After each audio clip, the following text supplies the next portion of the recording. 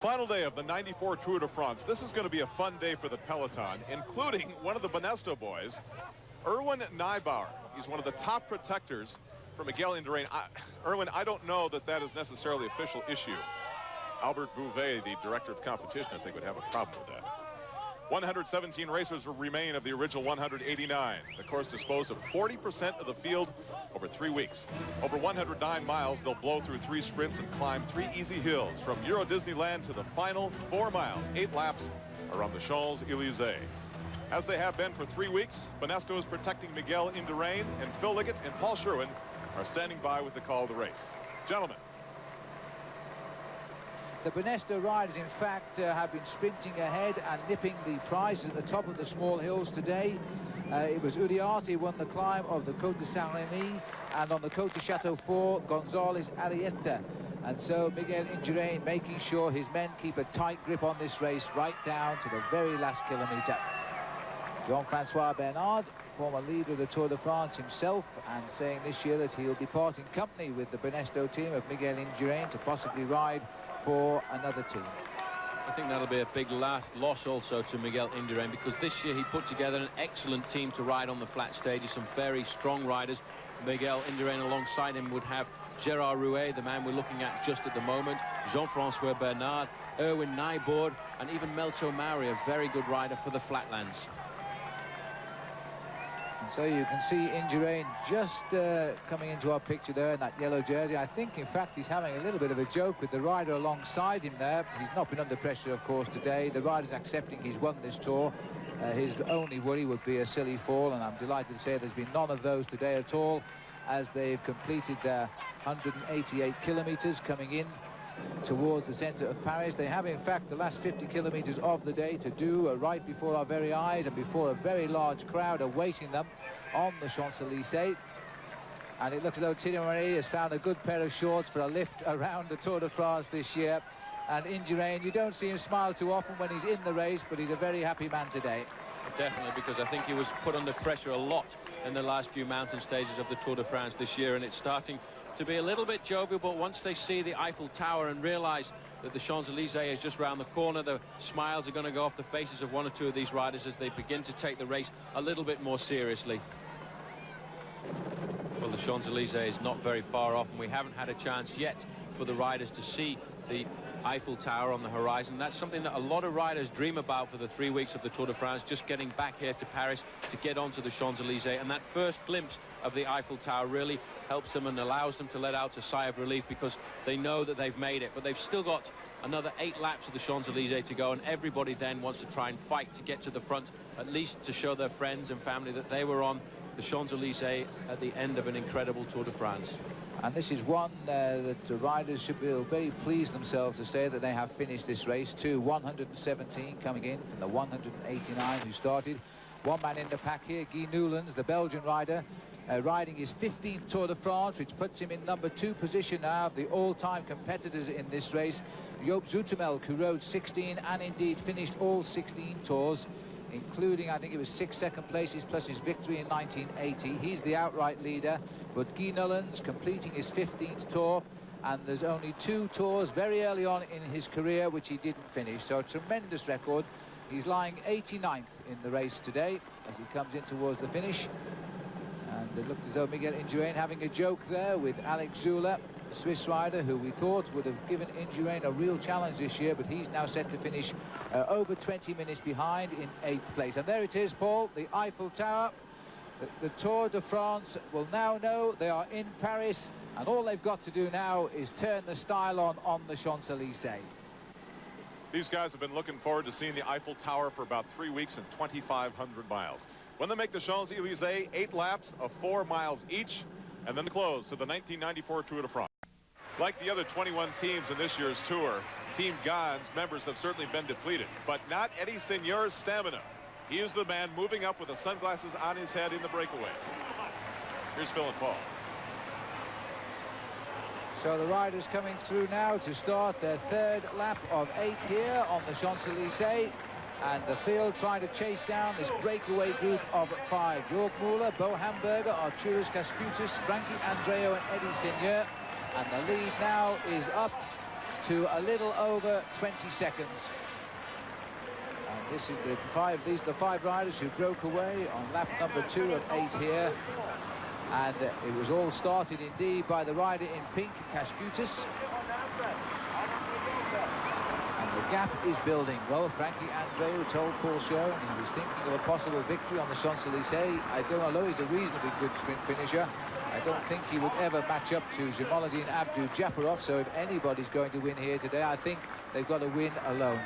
Well, definitely, because that man is so fast. I mean, the sprint he put in yesterday, over the last 5 or 10 meters, he was probably 5 kilometers an hour faster than everybody else. In fact, I was so surprised to see him come through at the last minute that I actually thought he'd misjudged it until we saw the photo finish afterwards from the helicopter. He seemed to come from absolutely nowhere. The only way to beat him, everybody knows that, is to launch the attacks and put his team under pressure. In fact, it's one or two of the other teams who are starting to organise the chase at the moment, because the Polti squad, like every other squad in this year's Tour de France, has been depleted by abandons. Yeah, the whole pack of survivors in this year's Tour de France leaving it again to just 1 or 2 riders to set the pace who have reason to do so. There's no point in the pack helping chase down these 5 men, and then finding Abdu-Japarov taking the prize home with his Italian team. So they're going to make that team do all of the work to chase back these 5 if they can. And with 5 different teams also represented in this breakaway, well, immediately you have 5 teams who won't counter the move. There are 21 teams started the Tour de France, and you know there are 2 teams finishing with only 3 men and 2 teams finishing with only 4 men. It's been a tough one. I tell you, I've got the stopwatch going on this breakaway at the moment, and in fact their lead is increasing quite rapidly as the chase seems to have numbed down a little bit. They go around the top there with 26 seconds lead. In fact, you can see the blue and red jerseys of the Motorola squad massing to the front there to actually slow down the acceleration of the main field when we come out of this corner. There was absolutely no counter-attack out of that corner. Raul Alcala was there for Motorola. He eased the field around that corner to try and break the impetus. And at the moment, things are beginning to look very, very good indeed. Because of the nature of the Champs-Élysées, a long uphill and a long downhill, we very, very rarely see a breakaway succeed, but we're never short of riders who will try, because if you don't try, then you never will succeed. Bo Hamburger looking for his 2nd win of this year's Tour de France. He's had a wonderful tour this time. He's now 20th overall. And if this breakaway succeeded, he might even go 1 better than that. Sean Yates of Great Britain just passing through the picture there, finishing now what is his 11th Tour de France and telling us it's his last. But I tell you, he's such a popular rider back home in Great Britain that I think if he does continue next season, he finds form like he's had this year, because he led the race for a day, and then I'm sure he'll be back in the Tour next year. Now we're on the back side of the circuit here. The 100 meters you see there will be when the riders are making the final sprint in the opposite direction. This is the main field coming away from the Arc de Triomphe. There it is at the top of our picture, and racing down towards the Place de la Concorde. There's the face of Kasputis looking over for some help. No problem, it's going to come through. Bo Hamburger happy to drive on. Just as a small turn at the front, he eases up and moves across and in, then goes through Frankie Andreu. Number 1, as he has been now for the last 4 years in the Tour de France, and the winner for 4 years too. Miguel Indurain just sits there, watches. He knows his tour is run and won. His lead over Peter Ugrimov, 5 minutes and 39 seconds, and Ugrimov riding very close to him in that big peloton. So the leaders are now coming in at the end of lap number 5 of 8 here on the Champs-Élysées, and the breakaway of 5 that was started on lap number 2 is still clear. The clock starts now, and as we go through, Frankie Andreu of the United States leads them through. Eddie Seigneur, Kasputis, Hamburger and Müller are the men in this breakaway. And the last time check we had was 47 seconds. And now we're going to find out whether or not they're going clear or being pegged by the bunch. But I can tell you there is a little bit of panic setting in amongst the teams of the 4 top sprinters in this race: Olaf Ludwig, Jamaluddin Abdu-Japarov, Jan Zurada and Silvio Martinello. And that's why those 4 teams now are trying to get to grips at the front of the race. But I have to say that the Motorola team have sent 5 men up to the front, and they've started to disrupt the attacks very, very successfully indeed. Look at this gap.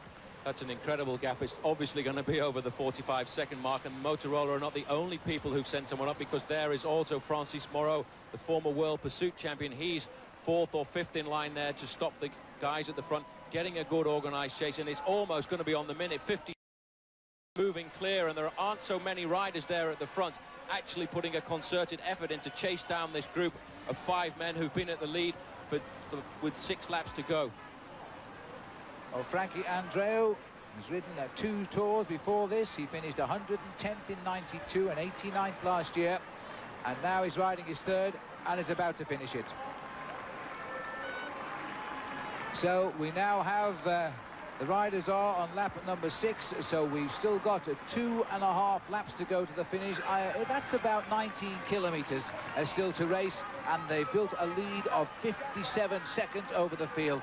It's a long time since we've seen a gap like this built over the field, which normally, almost by tradition, has a big sprint for the line and the best man wins. But this year, Paul, there have been 3 riders so outstanding in the sprints that the only way to beat them was to do a move like this.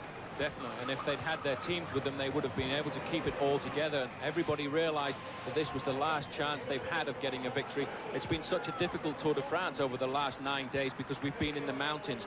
So many of the lesser riders haven't had the chance to shine, haven't had a chance to take the glory. And even yesterday, when I thought there may well have been a breakaway that could have succeeded, it went down to the sprinters and it went down to Jamaluddin Abdujaparov. This stage here on the Champs-Élysées is normally the stage for the sprinters, and maybe for once they're going to manage to outwit them and outfox them, and a 5-man breakaway can stay clear. And Mario Kuma, former East German Olympic rider, now riding, of course, for Germany as a member of the German Telecom team, setting the pace, trying to get this race back into some sense of order, because his rider, Olaf Ludwig, the 1988 Seoul Olympic champion, is the sprinter on his team.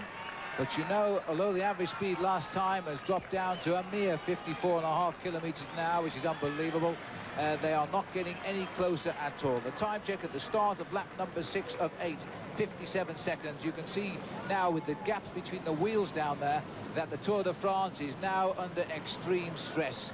Well, this is a time when the riders in the main field will really be suffering. It's only a couple of laps to go in the Tour de France. Realize now that the Tour is almost over, and the riders who can, the riders who want to win the stage, will be coming to the front for their team to give every last little bit of energy they can just to notch up that speed 1 more kilometer an hour. The average speed at the moment on the Champs-Élysées is absolutely incredible. We're talking 54 or 55 kilometers an hour. That is an incredible speed, and these 5 riders at the front really don't seem to be cracking. This is Kasputis, an extremely strong man. You can see by his build that he's a tough rider. He's made for the flats. I was astounded to see him in the front over the Col de la Combière. Jorgi Müller, another rider who's a strong man on the flats. He's prepared to give everything. Every now and again you see that little twitch of his arm. That's just to let the riders behind know, I've done my turn at the front, come through quickly. That is a tactic they use in the team time trial when they normally race with their teammates. Today these men are all teammates. They're fighting to stay away from that pack. Paul, tactics still mean so much after 2,400 miles with only 8 to go. This race, today's stage of over 100 miles, still may be decided within a matter of feet. Back in a moment. Frankie Andreu, the last American competing in Paris, is trying to win the last lap of the last stage of the 94 Tour de France in front of 100,000 people. And so the riders now approach the finishing line with 1 lap to go of this year's Tour de France, and the same 5 are leading, the same 5 who broke clear on the 2nd lap. Frankie Andreu now might well be sparing himself a little thought of a possible stage win. And Eddie Seigneur lost none of his strength. There's the bell. 1 lap to go. 1 lap to go in what has been a marvellous Tour de France in many, many ways. And Miguel Indurain will also appreciate the sound. But you've got to watch the road now, because the rain is beginning to just dampen the surface. It's nothing like heavy at the minute, but you know it could well be in the next 5 minutes or so, because the clouds are very black indeed over the Tour de France. There's the main field lining up for the finish too, and once more the Telecom team have come to the front. But I have to say that the Motorola team, and you see Phil Anderson easy looking over the field there, they've done a marvellous job. And Dagotto Lauritsen with TVM, you can see him on the red and blue flashes on his shoulder. They're the oldest man in the race at 37, called in with less than 12 hours to go to the start from Norway. One of only 3 men finishing the Tour on his team, and one of the other team members is in the breakaway now. And the gap has actually gone up this last couple of kilometers, up to 47 seconds as they go over on the bell lap with 1 lap to go of the Champs-Élysées. You know, these 5 riders may have done it They really have to suffer now. It's only 6 kilometers to go. Eddie Seigneur at the front, he's doing a great ride at the moment. This is Kasputis in the pink and yellow jersey of the Chazal team. It really looked to me last time through here as if the impetus had gone out of the chase of the teams of the sprinters. They may well be resigning themselves to having lost the final stage of the Champs-Élysées today, but these guys here at the front still have to keep the pressure on. Well, just look for yourself now at the faces of these riders. These riders now have faces of desperation. It started out as a tentative attack to see what would happen. Now they know on the last lap they could have pulled the surprise of the Tour de France with a breakaway like this. They're not racing for the final yellow jersey nor the big check of 250,000 English pounds.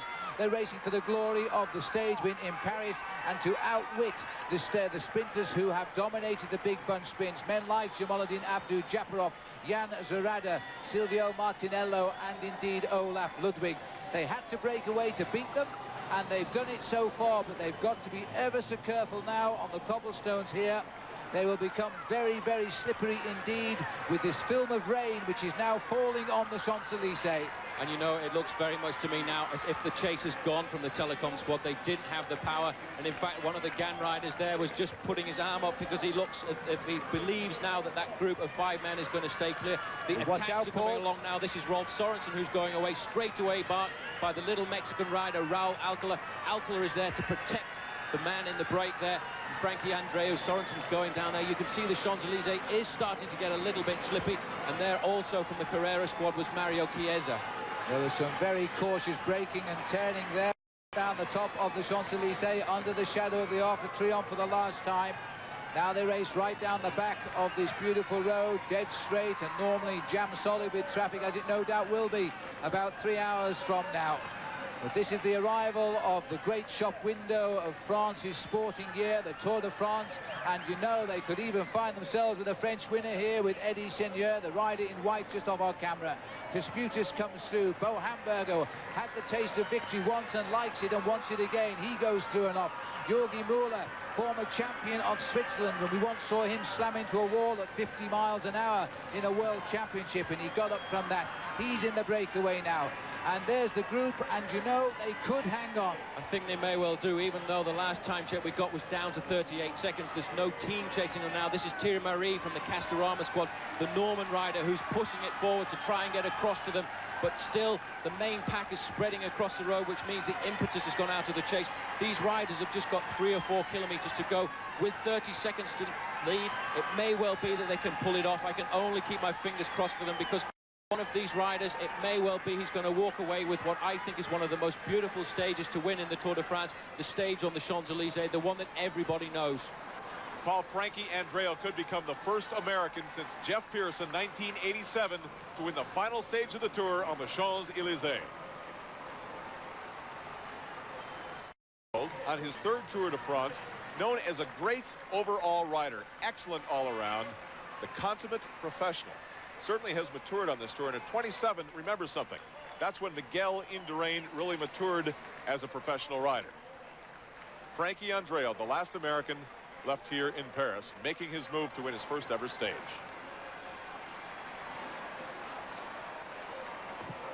Now Eddie Seigneur takes them across the Place de la Concorde very delicately, because the roads are now getting slippery, and it will be a tricky old sprint finish as well with wheel spin, I'm sure of that. Frankie Andreu slips into the back. I think he's got the sprint that might give Motorola the team win, a stage win rather. They've lacked throughout this race, but they have had the lead for a single day with the British rider Sean Yates, who, by the way, safely in the field, desperately trying to block at the front, and who is finishing today his 11th Tour de France. Well, it was 34 seconds there as they came onto the Place de la Concorde, and now is the tense moment for these riders. They're all now thinking we've got a chance of staying ahead, and then they will start to slow down. It could be we can see a return of the main pack to catch these 5 riders who've been at the front since they came through on the 2nd lap of 8, and they're starting now to maneuver themselves. They're thinking about the sprint, and this is the time when it's very dangerous for a breakaway, especially with the main field chasing them down. And it looks to me as if Frankie Andreu is going to take a gamble of going around that corner first. Well, Andreu leans his bike onto the side of the road there, a little bit of a grimace, as the roads appear in fact to be dry on this side of the circuit. This rain is in very spasmodic places around the centre of Paris here. It is not all over, but Andreu is deciding, Paul, I'm surprised at this, to go it alone. Well, he's taken the risk there. He realizes it's getting very dangerous. He's a very strong rider, and you know he's got the gap. This may well be the stage that Frankie Andreu has been dreaming about. He went round that corner. It's very slippy, and it's a psychological moment. These riders don't want to chase him because they realize if we chase now, we throw all our chances away of the sprint. Frankie Andreu is coming up to the 1 kilometre ban of the red kite, and it looks very much to me, if Frankie can keep going, he's going to take the second stage victory on the Champs-Élysées by an American rider. He's got a great gap at the moment. Frankie, whatever you do, don't look back. Absolutely, the race is right there, Frankie, and you're making it, and you know, this is amazing. We spoke to Frankie 4 or 5 days ago and joked with him about a possible victory on the Champs-Élysées, but we never thought it would be the sort of race where Frankie could profit from such a situation. But he's read it so well, and the attack has come from Eddie Seigneur. Eddie Seigneur realizes that Frankie Andreu is an extremely strong man. He's got him in his sight. Andreu is the man who's got to keep fighting at the front. He hasn't got to ease. He's got to get round this corner. From this corner off the Place de la Concorde, he's got 400 meters, but Eddie Seigneur has made the effort behind. He's got Andreu in his sights. He's closing all the time. Well, Andreu is going to lead them on to the Champs-Élysées for the last time, but I'll tell you, Eddie Seigneur is coming like an express train there. Chris Bourman from the GAN team gave them victory number 1 on the first day of the Tour de France, and Seigneur is going to close it with their next victory. And he goes by Frankie Andreu in sight of the line. Eddie Seigneur gives GAN the top and the tail of this year's Tour de France, and France end what has been for them a great tour in many, many ways. Seigneur gets it from Andreu, and that was a tremendous victory for him, as taking third place is Bo Hamburger, Jörg Müller and Arturus Kasputas on the line. But what a marvellous finish this was, and look at this, we call it a sprinters race. Well, the sprinters had to break away to get 6th place, as Jamaluddin Abdu-Japarov winning for the 3rd time the green jersey of the Tour de France for the best sprinter in this race, ahead of Yaroslav Yekimov, who takes 2nd. Silvia Martinello will take 8th. What an amazing finish to an amazing Tour de France, and Miguel Indurain crosses the line too as the winner of this race, as he shakes hands with his teammates for the 4th successive year. The only other 2 riders to ever do that, Jacques Anquetil and Eddy Merckx. Well, a tremendous finish to a great Tour de France, as the riders now crowd around, the press crowd around these riders, and the rain still trying to come down, but it never did come quite enough to spoil a marvellous finale. Frankie Andreu felt he had to do that breakaway to win the stage. He was chased down by Eddie Seigneur, and there you can see Seigneur caught him, and as soon as he was caught, he knew he was beaten on the line. It's been before, and I'm afraid, Frankie, it's 2nd again. So, Phil, the boys from GAN go the distance by winning the start, Boardman in the prologue, and the finish. Eddie Seigneur, who burned up the last 200 yards to pass Frankie Andreu, who just didn't have anything left. Indurain in 77th place overall on the stage. But when the record book for the 1994 Tour is written, Miguel Indurain will be at the top of the page. Piotr Ugrimov in 2nd, and Marco Pantani in 3rd. The emotions of a man who has absolutely nothing left. 200 yards from the finish. Had the race been that distance shorter, Andreu would have had his first stage win ever. I mean, you have to ride hard to stay away. You can't really save too much, but the Chazelle guy in there, Kasputas, I knew was a pretty quick sprinter, and so I wasn't sure how I was feeling after all these mountains, so I decided to go for it. I had nothing to lose, and I mean, I had tired legs, and I blew it 400 or 500 meters to go, and the GAN guy, Seigneur, is a good time trial.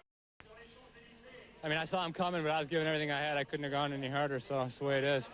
Well, what we saw here in Paris this afternoon proves that that final sprint down the Champs-Élysées is as much a signature to the 94 Tour de France as any one of the mountain climbs or the individual time trial. Phil Liggett, what we witnessed in that final sprint was so exciting, and it says so much about the transfer of power from one generation to the next. That's right, Adrian, because Paul Show and I have talked about this man, Eddie Seigneur, for 3 weeks now. He is a real talent. This was his first Tour de France, a fitting end for France as well. But there has been some good young talent in this year's Tour. Indurain isn't going to go on winning for much longer. Paul, you have finished the Tour here yourself. Does the fact that they were averaging close to 35 miles per hour in those final 8 laps have something to do with the success of the breakaway? That's the only way they could stay in front, but I really don't know how those guys managed to do it. they must have got rid of every last little bit of energy they had to stay clear here on the Champs-Élysées, because that's what they needed to do to stay ahead of the sprinters like Jamaluddin Abdul-Jabbarov, who would normally have their day here on the Champs-Élysées. Well, only 2 other riders in the history of this race since 1903 have worn the yellow jersey 5 times. The king of cycling comes from Spain. How long? Miguel Indurain has won the Tour de France for the 4th consecutive year. From what we have witnessed, his domination could continue as long as he can hold off the next generation.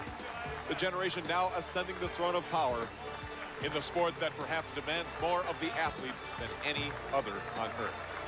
For Phil Liggett and Paul Sherwin, I am Adrian Carson.